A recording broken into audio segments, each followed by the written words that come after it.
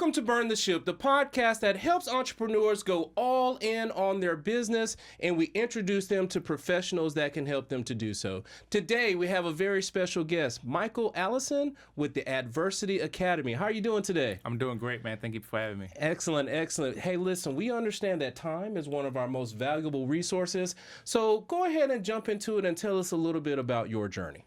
Absolutely, man. You know, my journey started after I got out of the military, and I served for 8 years serving our country, and I was an amphibious assault vehicle section leader, served in combat, and toured the world quite a few times, quite a few different places. Had some good times. Yeah. You know, but then I transitioned out of the military, and I went to go work for the railroad for about 5 years and learned some skills doing that as a train master on the railroad here in Atlanta, Georgia. Okay. And transitioned from there. Then I went to go work for the Department of Veterans Affairs, where I became a government IT project manager for over 12 years in Washington, D.C.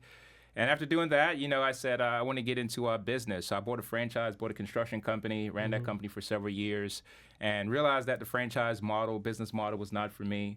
And after that transition, sold the franchise back to the franchise. And then I said I want to get into something that I'm truly passionate about, where I can go out here, make a difference, make an impact to people. And that's when I started the Adversity Academy. Okay, awesome, awesome. Now, listen, I got to take some steps back because we got to talk about the military. Then we got to talk about the railroad. We got to talk about the military because I was in Savannah, so I was over there by Parris Island. So inside of there, you said you did some tours. What would you say was your favorite place that you had the opportunity to visit? Yeah, one of the favorite places I had the opportunity to be in, I would say, would be Camp Pendleton, California. Being around the beach, being around the ocean, seeing the sunshine every single day. Growing up in Miami, Florida, I tend to like that. Being from Jamaica, I wanted to be around those types of areas. So California was probably the best place I was at. Okay, and you said it was dealing with vehicles. You were driving tanks? What were you doing? So we call them amphibious assault vehicle, but they look like tanks, but they could operate in land and water as well. So that's why they're amphibious. I got you. Okay, because I was trying to figure it out. I said, is he saying he drives the tanks, or is that the one that can do both? So you were able to you were transporting people or Definitely. Or things? So we're carrying the infantry on the inside. So we'll carry up to about 20 different infantrymen on the inside. And then we'll have I'm the section leader that's managing the gun section. And then we have a driver. And then I would have an assistant in the back. Okay. But we operate as a complete platoon. So there'll be 12 different tanks with everybody on the inside. Y'all were deep. Okay. So we're rolling deep. Yes. Okay. Y'all were going to get somebody or put somebody in the right place. Exactly. Okay. That's a good deal. And I wanted to also stop at the railroad because my son has always told me he wants to be a conductor. He wants to be an engineer, to the point where we go down to CSX's Family Day, although we're not even part of it, and we ride the trains, we do all the simulators. Last year he actually drove the simulator, you know, so he's really digging on it. What were some of the responsibilities you had down at the railroad? Man, you know, the railroad is a very interesting job and a business itself, and I learned so much at such a young age. As soon as I got out of the military, you know, that transition was not the easiest for me, to be quite honest with you. And when I was getting out, I met a recruiter, and he said, hey man, since you was a person that drove tanks, I think this is something that could be an easy transition for you. So, you know, I did all the applying thing, and all that went well. But I started off in Columbia, South Carolina, and I went through the training, and I was a conductor. And I did that for about 6 months, did it pretty well. And after 6 months, I got laid off. Oh, no. And as I got laid off, you know, the superintendent down there said, hey, man, I know that you're a Marine. I saw that you worked really hard while you was here for me, man. I got a management position for you in Atlanta, Georgia. Would you be open to it? And I said, hell yeah, I'm going to take it. Let's go. I'm unemployed, man. You know what I mean? So at that moment, I took the job, and I found myself in Macon, Georgia, and now I was a train master. And this was a wholly different scope, being in a senior management level now. So now I'm in charge of the employees that I used to work with. So now I have to look at things from a different standpoint, you know. But now I get to see the whole operation from a senior executive level. So now I'm seeing how trains are being ran from California, from Texas to Florida, and I'm understanding all of those different dynamics. Now I'm seeing the different software, the different systems, and what makes sense. Now I'm dealing with the employees on a daily basis, and I'm dealing with some of their own personal problems, some of the business issues and things like that. So some of the the skills that I learned in the military definitely carried over in regards to what I was doing when I was taking care of troops. But now it made much more sense in regards to what I could apply. But things were a little bit different in regards to like the demographics. So like me at 28 years old, I'm now a supervisor for a 50-year-old or a 55-year-old or 60-year-old. So now you have to deal with things a little bit different because now it's no longer the military dynamics. But now you're taking care of things from a business standpoint, making sure that trains connect, make sure you meet with your vendors, making sure you meet with your customers. And so those are some of the skills that I was learning at a very young age and seeing how things applied, especially now when I look back at it from a business standpoint as well too. Yeah, it was awesome because you literally went from inside of the business, inside of your tank, to 30,000 view of let me make sure all of this logistics and these people and their feelings are all good, all the time, making sure that's taken care of. And that seems to be part of a great foundation as you're building, getting ready for the academy. Now, you said it was a construction business where you're doing some plumbing work, HVAC work. What kind of construction was it with your franchise? Yeah, so initially when I got introduced to the franchise model and the franchise business, I thought it was going to be something that I could do for a very long term. So growing up, my grandfather came from the construction space, so I was pretty familiar in regards to construction because he built quite a few of our houses that we have back in the islands. And when we came to America, he was still doing some construction work, and that followed along the lines of some other family members. So I was pretty savvy in regards to like when it comes to building constructions, blueprints, you name it, and so forth. So when the opportunity came to me, the franchise consultant came to me and said, "Hey, would you be interested in something like this?" At the time, I was still working a 9-to-5 job at that moment. So I looked into it, and the company came up. I won't mention the company here, but I said, let me see if this makes sense and see if I could get into this business. And we looked into this, and the numbers was right, and the investment in regards to like what it would cost to get into this franchise, which was $150,000 investment. And for me, looking at it, seeing, hey, can I get my return back on this, and is it a profitable business? So looking at all of the franchise disclosures, the EBITDA, everything went in regards to the structure of the franchise, and it made sense. And if it was going to apply down in my location, down in South Florida, because obviously, the franchise, you have to follow their blueprints, their models, and everything that ties into that. So I got into the painting company, and then we started quite a few different areas in West Palm Beach area, and the business actually picked up. And once it started picking up, I used my background in regards to someone that served in the military and started looking at contracting and looking at commercial properties. And then from there, the business took off, getting some commercial contracts, and we started becoming very, very successful. And after doing that for several years, we looked at the other models in regards to how could we start subcontracting some of this work that we're doing and see if we could get some other people to start learning what we're doing in our location and start expanding our reach. And that's something that I started doing. And from there, the company started flourishing, started doing very well. And under the entire franchise itself, we made the Inc. 5000 because all of the locations and ourselves was doing well, contributing to that factor as well. So it was a great opportunity for me to be in the construction and the painting industry because we started adding different services. So some in regards to construction, not some big construction stuff, but some of the little construction that you could have your regular contractors that could do some of the basic things inside of your house or some of the commercial things for you as well. Okay. Makes a lot of sense. Now, was this our last stop before the academy, or did you have something else in between there too? This was the last stop. While I was doing this and I thought I was going to get into this industry, and I thought I was really going to have some joy, and I was really going to enjoy this. I was going to have some purpose and some meaning to this. And after making quite a good bit of money, I found that I really didn't have any joy within this. And while I was going through that process of going through that, I ran into a hiccup within the franchise. So as our business was growing, we were growing faster than what the franchise expected us to make money. So things changed within the contract of what was going on for the franchise. And that's when we had to have a conversation. And the conversation went in the direction of, no, I'm no longer going to be a part of this franchise. And I decided to sell the franchise back to the company as well. And that's when I decided to part ways and figure out what I wanted to do. And led down the path of starting the University Academy. But it didn't start that way. I was actually in the gym, working out, and I'm a man of faith, so I'm just there talking to God, saying, what is it you want me to do next? And, I'll tell you a story. So several years prior to that, I was in Houston, Texas, and I have a friend that he's a writer, does quite a few different Netflix shows nowadays. He wrote some of the episodes for Law and Order. And we're there in Houston, Texas, and I'm at this this function with our Writers Guild. Okay. And I'm telling my story, and I'm writing, and my friend Steve, he said, "Hey, man, I think you got a powerful story here, man. Let's flesh this out and see what comes of it." And I started writing my story, and I wrote about 2 chapters, and he said, "Hey, man, you need to finish this, man. Finish this." Yes. And I sat on my story for about 6 years. Okay. And I was not ready to write or share some things that happened in my personal life from a younger age, even as an adult, and because I was not ready to be vulnerable and transparent because of some of the things that was attached to some of the things that occurred to me as a young kid and some of the things that had occurred when I was in Iraq overseas as well, too. Yes. So, I sat on that, and then at this moment, this is when I was just talking, and God was like, "I'm waiting on you." Okay. And for me, that's when I said, I'm going to be bold. I'm going to start taking some more action and just doing some other things. And from there, man, I finished writing my book, Overcoming Adversity, Getting Your Life Back on Track, and put the book out. Book became a bestseller. Okay. And after we put the book out, I got asked, "Hey, could you come and do a TED Talk and talk about your life and talk about your story?"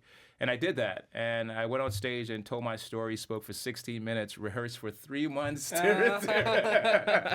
get it, though. I get it. Rehearsed for 3 months to deliver a TED Talk. And after doing that, I said, "What's next?" And from there, people just say, "Hey, man, can you come and talk to our students? Come and talk to our group. Come and talk to our church." Yeah. Because you're talking about some very powerful things that people aren't talking about, men are not talking about. And from there, I said, let me see if I could package this and put all of my skills that I've learned throughout my life, throughout my business, and see if I can help the masses doing that. Okay. Hence, that's when we said, you know what, let me get with a group of people. And when it comes to leadership, you can't do everything by yourself. Yeah. So I said, let me get with the team and sit down at the table and see what can we put together. And that's where the Adversity Academy was birthed from. I said, I'm going to talk about create things for people when it comes to leadership, from all of the things that I've seen from a leadership standpoint, from your CEO, your middle management, your first line supervisors. Yes. But then we're going to integrate some things when it comes to personal development, because I do not believe professional development and personal development are separate. I think both of those 2 things tie together. And from that standpoint, that's when we created the Academy, and we wanted to create the programs that's going to fit people on the personal levels and the professional levels too as well. And that's where the company was birthed from. Okay, awesome. I appreciate that, because one of the leading questions as I get ready to talk about your business is, what was that event that happened that made you burn your ship and go all in on your business? And I appreciate you sharing that with us. And now that we're here at the Adversity Academy, why don't you tell us all about it? Tell us, what are you providing? Who's a great referral, and who's that ideal client for you? Tell us all about it. Most definitely. So I'm super excited about the company that me and my team created, the Adversity Academy. So we decided that we're going to serve people where we're going to make things for them very simplified and things very easy for them to understand when it comes to leadership. So for our in-person training, we have training for CEO executives, middle management, and first-line supervisors. And those training are 5-day intensive training on a cohort basis, where we're enrolling people into our courses, and you're coming to get 5 days of training going through our leadership matrix, where we're going to go ahead and develop you, because for your first-line supervisors, they're trying to get a foundation. And then for your middle management supervisors, they're at a crossroad, and they're trying to refine their skills. But your senior executives, they're going through things at a different level.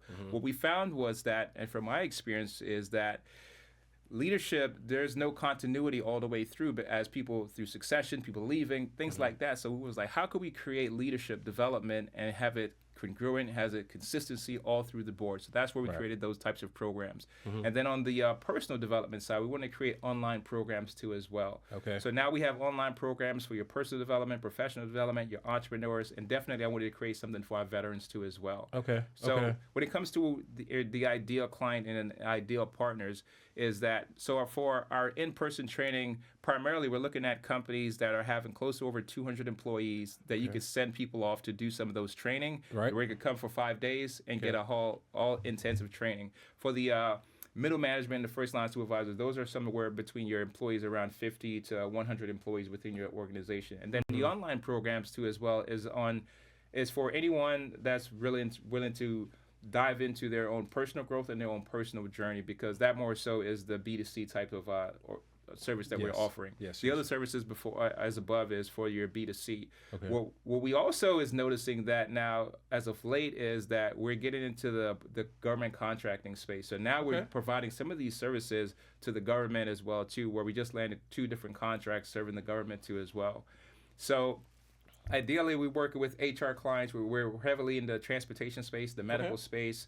These type of clients is ones that we do find come through our training that we're trying to equip them with some much more better leadership skills. Okay. Now, I just want to touch on that personal aspect of what you're doing, because in my mind, your health has to fall under that. Do you touch on that when you talk about the personal growth inside of the classes that you offer? Yes, we do. So, the Adversity Academy came about with all of the adversity that I've been through in my life. But we realized, like, I'm not anyone that's any different than anyone that has faced adversity in their life. But it's how do you deal with that? How do you embrace that?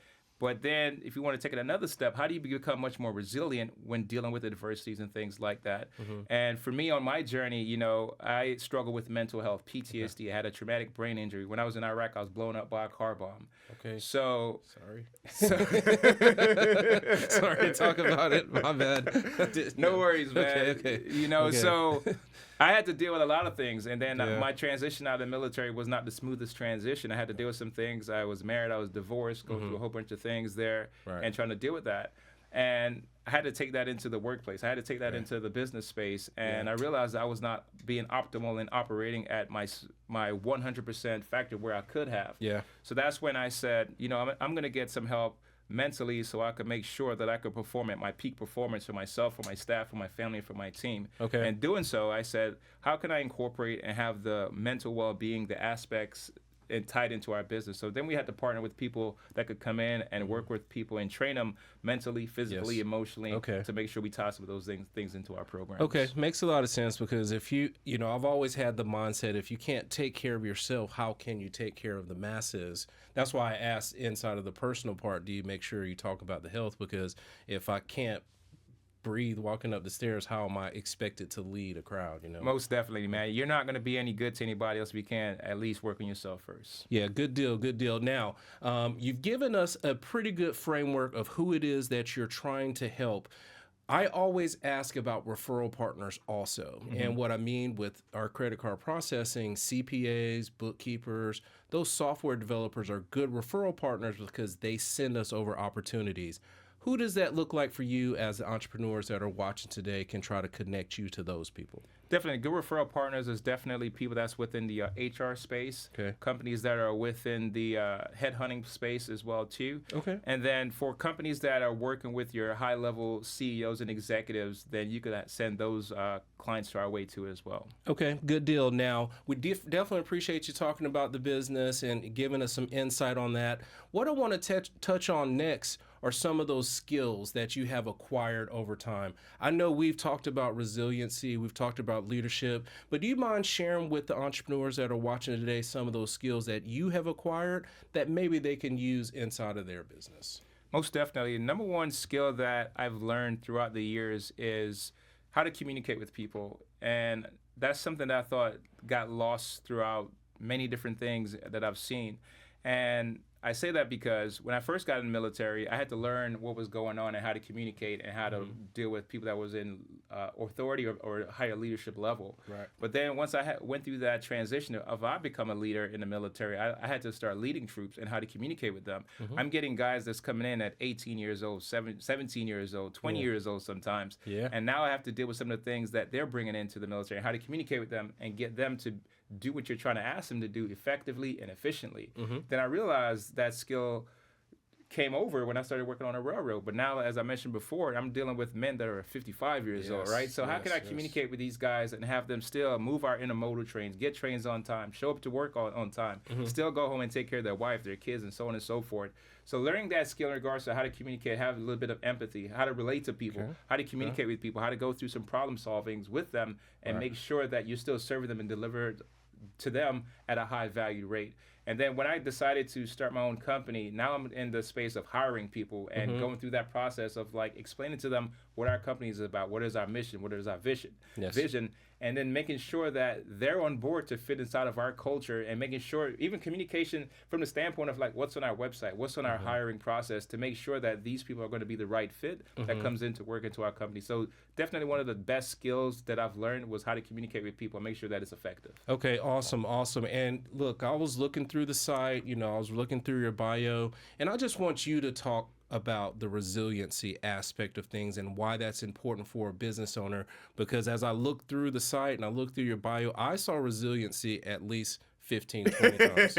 So I said, I can't let them leave by either sharing a story about resiliency and how that helped you to overcome something, or just simply the importance of it to an entrepreneur. So can you talk on that just a little bit? I definitely can. Resilience is the top thing that I always talk about for business leaders, that you're going to have to be able to embrace that. So as I mentioned before, adversity is one part of the pie. But how do you build resilient leaders for yourself and for your organization and for your company? And I share my own personal story with you. I grew up in Jamaica. We went through a flood. We went through a hurricane, lost our house. Okay. And I saw my mom and dad try to navigate that and get through life. And I didn't see them quit. I didn't see them give up. Following that, I came to America. And went through a horrible situation with a family member, and another situation while I was in the Boy Scouts too as well. Went to high school, tore my ACL, MCL, lost a scholarship, supposed to go to the University of Wisconsin. Oh man, you playing something? I was playing offensive line and defensive line. Yeah, man. Let's go. You playing the men's. All right. So sorry about that. So that happened. No worries. So that happened, right? So I'm just getting like hit left and right with different things that's coming at me. So joining the military, 9/11 hit. We're told that we're going to Iraq. Go to Iraq, one of the toughest 8-9 months of my life, if you could imagine what takes place in war. Transition out of the military, I'm unemployed, get my job, lost my job, went through a divorce. Unfortunately, when I went through that divorce, got a DUI. Had to deal with that. And brought me to rock bottom, man. And when I say rock bottom, brought me to the point of living on my own, very isolated. And I tried to commit suicide and take my life. And that's when I had that transition for myself in regards to like, I'm going to make a change for myself and for my family. So going through some of those things, you realize that you have to be resilient in regards to pushing through and fighting through. And that's no different when it comes to business. When you think about your business, if you've been in business long enough, you know that things comes in seasons. Things comes in different waves. And when it comes to your customer, your clients, your people that work for you, and so on and so forth. How are you going to react and respond when things hit you? And that's what I'm talking about when it comes to resilience. Do you have enough tools? Do you have enough things within your back pocket, within your organization, that's going to keep you guys pushing through and keep on fighting? Yes. I definitely appreciate you sharing that. And you look, Mike, you seem like a machine, man, how you'd be able to push through so many things, but then successful in what you're doing. So, it is important to understand that, hey, challenges are going to come. Be ready for it. But most importantly, don't quit and just keep pushing through. So I definitely appreciate you sharing all about the business, dropping back some of those layers of the onions on some of those personal things that you've been through. And now I want to talk about something a little bit lighter. Let's do it, man. So let's just say that you're out and about. You've gotten these CEOs, these C-level executives, these frontline managers, all with the right mindset of moving forward, and you got some time and money is not an issue. What is it that Michael would do with his time? So I'm a big antique lover for cars. So what I would probably do is get in my 1975 Chevy Impala convertible, and I'm taking a ride down the coast of the beach, and I'm just enjoying it with my wife next to me, man. And we both love our car, and we love to just travel. That's one of the biggest things that we love to do. Last year, we decided that we're going to go to 7 different places, and we hit all 7 places. So we love to travel. We're about to be empty nesters as well. So we want to hit the road again. Oh, that's a good deal. That's a good deal. Now, that sounds like an awesome car. My cousin, he does the refurbishing of cars. Like he'll turn like a little piece of whatever into something fabulous. Do you have another car that's targeted for renovation that you're doing, or are you just going to stick with that We're just going to stick with this one for now. Okay. And travel-wise, I always poke and ask this question. Do you have the next destination set? And if so, where do you plan on going? So my wife actually went to Paris, so she says she wants to bring me to Paris. I didn't get to go to Paris. I went to Rome. So she said, hey, let's go back to Paris. I want to take you there. Then following that, the next place that we would like to go is London. My grandfather's from London, England, and I would like to go there and visit as well. And check out his old stomping grounds and see about that. Well, awesome. I definitely appreciate you sharing all of these things. What's important to us is for the people that are watching today to have the ability to get in contact with you if they have questions about the Academy, have questions about some of those skills, or just want to give a shout to you. Please look over there at the camera and tell the best way for the people to get in contact with you. Hey guys, this is Michael Allison. If you would like to reach me, you could find me at michaelwallison.com. You could also send me an email at mallison@theadversityacademy.com. And all social media is I am Michael W. Allison as well. Awesome. Now, we appreciate you coming on, sharing with us, because, hey, listen, it can be nerve-wracking sometimes trying to tap into some of those old things and share it. So we want to honor you by giving you the last word. So please look over there and tell the people something good. Hey guys, adversity is just a part of life, but it's more so when it comes down to the decisions that you make, the direction that you're going, and identifying that destination. That helps to build the resilient leaders. Awesome. Thank you so much for coming on today, Michael. We truly do appreciate it. And to everyone that is watching today, thanks and be kind.